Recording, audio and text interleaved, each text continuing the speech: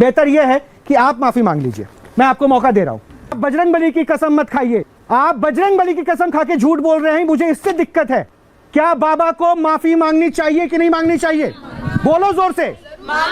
किसी ऑडियंस को नहीं जानता हूं यहाँ। महाराज आपको भी हम ये कोई नहीं जानता है ना जानना चाहता है, क्योंकि आपने हनुमान जी की झूठी कसम खाई, क्योंकि आपने हनुमान जी का कसम खा के एक एक बात यहां गलत कह दिया। इन्फ्लुएंस होके लोग बैठे पड़े, उनको नकार दिया, पर्ची अपने स्वार्थ से निकाला। जिसकी पर्ची निकाली उसके प्रश्न का उत्तर नहीं है, और आप कहते हैं कि मैं हनुमान जी की झूठी कसम नहीं खाता। जो भी पर्ची निकालता है विश्व में वो एकदम झूठा है, पाखंड है, और ये जो है पर्ची होता ही नहीं है। आप ऐसे पाखंडी लोगों के सामने सिर झुका के कुछ महान कर रहे हैं। आप यहां बैठ के अगर झूठ बोलने की हिम्मत रखते हैं तो आप अपने आप का नाम पाप में लिख रहे हैं, आप किसी को बचा नहीं रहे हैं। ये धर्म की रक्षा नहीं है। हेलो दोस्तों, स्वागत है आप सबका फिर से मेरे एक नए वीडियो में।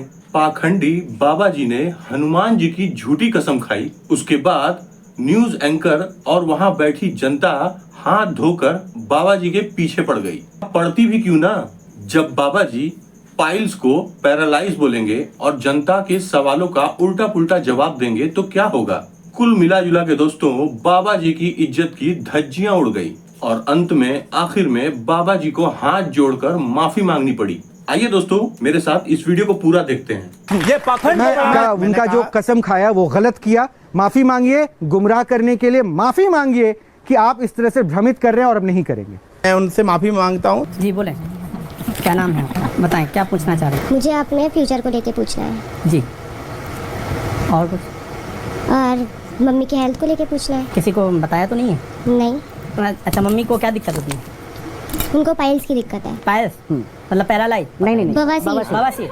सुनिए, हमने लिखा है पेट में दर्द रहता है, खून आता है, हनुमंत कृपा होगी, आशीर्वाद है। माइंड में दिक्कत है, लाभ होगा, आशीर्वाद है। मन से डाउट है, रहता है। इस मंत्र का जाप करना है, इस क्रिया को 3 रामायण के पाठ करने, माता जी सही हो जाएंगी, आशीर्वाद। क्या मैं पर्ची कैमरे पे दिखा सकता हूँ? खून आता है शब्द एक बार चेक कर लेंगे जरा। मैं वही लिखा मैंने। हाँ? खून नहीं लिखा, आपने बोला, हाँ आपने बोला। नहीं, आपने खून बोला शब्द कि बोला। हाँ। खून शब्द बोला बोला ना, खून आता है। महाराज जी, आपने पेट में दर्द नहीं, आपने खून शब्द वो भी बोला था। मैं गलत सुन रहा था, आप लोगों ने सही सुना। उसमें जो लिखा है पेट में। मैं एक बार महाराज जी, मैं तो पढ़ा भी नहीं, मैंने तो पढ़ा भी नहीं। मैं तो अभी पहले कैमरे को पढ़ाऊंगा। कैमरा पढ़ो। नहीं, नाम नहीं लिखा है। नाम नहीं लिखा मैंने। बोला होता मैंने। हाँ, इनका नाम नहीं आया। मैंने भी। अभी मजा आएगा ना भिड़ो। महाराज जी, आपके पर्ची को पढ़ने में थोड़ी मैं आप ही के पास आया तो बहुत क्लिष्ट है। मैं जहाँ नहीं पढ़ पाऊंगा वहाँ पूछूंगा। आपके शरीर में पीड़ा रहती है, यह है ना लाइन? ये क्या है? हनुमंत कृपा। पेट में दर्द रहता है जी। हनुमत कृपा होगी। माइंड में दिक्कत रहती है, माइंड से दिक्कत है, लाभ होगा, हाँ। लाभ प्राप्त होगा, आशीर्वाद। मन से आपके मन से दिक्कत है, डाउट रहता है, लाभ होगा, आशीर्वाद। महाराज जी ने जो पढ़ने में, हालांकि महाराज जी को अपनी लेखनी में थोड़ी दिक्कत हो रही थी। महाराज जी ने लिखा है आपके शरीर में पीड़ा रहती है, पेट दर्द रहता है, हनुमंत कृपा होगी। ये पेट में आपके भी दिक्कत है? नहीं, ऐसा लिखा हुआ नहीं है, ऐसा लिखा हुआ नहीं है। आपके पेट में? आप में से जिनको हिंदी पढ़नी आती है कृपया करके आके पढ़ लें। अब तो ठीक हूँ मैं। आ जाइए, आप ही आ जाइए। ठीक है। माँ के बारे में हाँ, मैं सुनवा सकता हूँ वो क्लिप?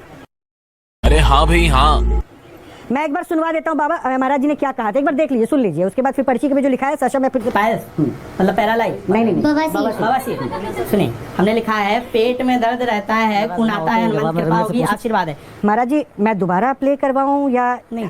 खून शब्द मैं फिर से सुनवा। नहीं, हमने लिखा है पेट में दर्द रहता है, खून आता है, हनुमंत कृपा होगी, आशीर्वाद। इनका प्रश्न सुना था, इनका 2 प्रश्न था, जरा इस पे ध्यान दीजिएगा। इनका 2 प्रश्न था। मैं अपने फ्यूचर के बारे में जानना चाहती हूँ और अपनी माँ के बारे में प्रश्न जानना चाहती हूँ। यही प्रश्न था जो मैंने पढ़ा। महाराज, इसमें आपने प्रश्न तो उनका ले लिया, लेकिन जवाब में आपने कहीं फ्यूचर का जिक्र नहीं किया। उसमें लिखा है माइंड से डाउट है आप। महाराज जी, मेरे सवाल को सुन लीजिए। आपने प्रश्न क्यों पूछा? अगर प्रश्न पूछा तो उसका उत्तर तो होना चाहिए था। उसका उत्तर इस पर्ची पे ना ही माँ से जुड़ा है, ना ही उसके करियर से जुड़ा है। अच्छा। तो पर्ची में लिख देना, मैं बोल दूं अरे आपके तो बाल झड़ते हैं डेली कम से कम 10, मैं बाबा हो गया, परम ज्ञानी हो गया। पूछा। अब अगर आप प्रश्न पूछते हैं तो प्रश्न का उत्तर भी तो इस पे लिखेंगे। इसमें से उनके 2 प्रश्नों में से एक का भी उत्तर। सुनिए, हमने लिखा है पेट में दर्द रहता है, खून आता है। एक सेकंड, फिर रोकिएगा। हमने लिखा है, ये मैं नहीं बोल रहा हूँ, महाराज बोल रहे हैं। हमने लिखा है पेट में दर्द रहता है, खून आता है। हमने लिखा है, इस पर्चे में कहीं नहीं लिखा है। लेकिन महाराज अपने भक्त को बता रहे हैं हमने लिखा है पेट में दर्द रहता है खून आता है, ऐसा कुछ नहीं लिखा। ये आपके शब्द थे, मैंने तो नहीं बोला। आपने अभी नकार दिया था, आपने कहा मैंने खून बोला ही नहीं, इसलिए मैंने दोबारा प्ले खत्म हो गई।